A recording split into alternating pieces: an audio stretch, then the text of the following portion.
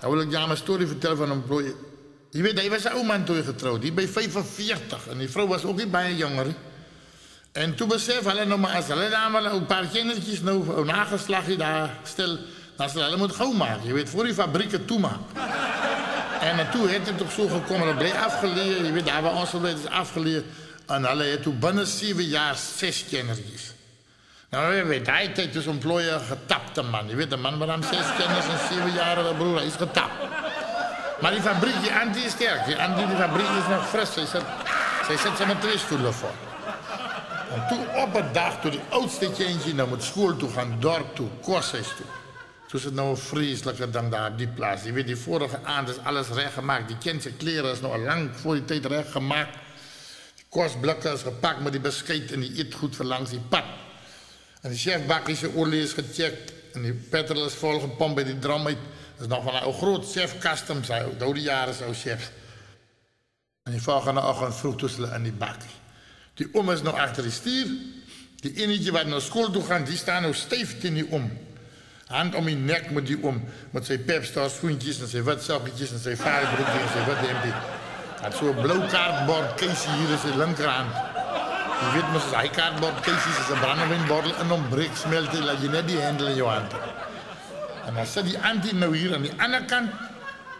Zijn nou die andere 5. Eentje zit nou aan die bos, eentje zit aan die bottel, eentje maakt zij droog. Oh man, dat is een gesukkel, die bakje is vol doeken en tieten en bottels. En dat is kost. En die Antie sukkelen met die kennis. En maar zo trekken ze dan weg. Nou is dat een 2-spoorpaadje. En die season train kwam overal aan zijn plaats. Nou weet die oom, hij kijkt al van vroegmorgen af. Die season train vanmorgen op tijd is, dan zal alle moet gewoon wachten daar bij die crossing. En die trein is 3 kilometer lang en dan zal hij laat voor school. Nou gooi die om maar als je een bakje nat dat hij daar bij die crossing kan komen. Maar die kingpins is op. Die oude hang aan die stier, die oude bakje dwalen. Die kennisjes is woelig. Maar die oom rijdt, die oom kijkt net in die pad. Maar zo zal hij rijden. Zie je aan die nou hier zulke wat goed in die bossen. En zij zei ook voor hem, oh man, wat bloemen is hij hier die tijd van het jaar. Hij zei, vrouw, dat is een lorry met toiletpapier wat die omgevallen heeft en die zo in die bossen gewaaid. Maar moet niet meer aandacht aftrekken, ik moet op die pad kijken. En zo ja die oude. Die Antie zei, jij kan maar op die pad kijken, maar jij kan maar starig. Want je gaat niet voor die trein bij die crossing missie en jij gaat voor ons verongeluk. Hij zei, vrouw, jij kent Pram Excelrij. En hij rijdt. Die chef bakje was zo 70, 80 en dan zien, nou, kom die trein over die vlak. En die oom kwam naar die kruis toe en hij zei, je gaat het maken. En die zei, je zal het niet maken. En zo ja, dan hij kwam zo gelijk naar die kruis toe. Maar toen hij naar die kruis toe kwam, toen had hij chef bakje los. Toen zei die aan die oom, kijk, en die trein vleet ook. Toen zei hij gaat het niet maken. Nou moet hij briek. En je weet die chef bakje hol nou. En die brieken is slecht. Die brieken moet gepompt worden. Door die oude eerste pomp. Toen trap hij in een melkbord. Toen een van die kennis zijn melkbordels onder die briekpeddel gerold. Je weet, het is nog glasbordels. Als je vandaag zo'n plastic bordels ziet.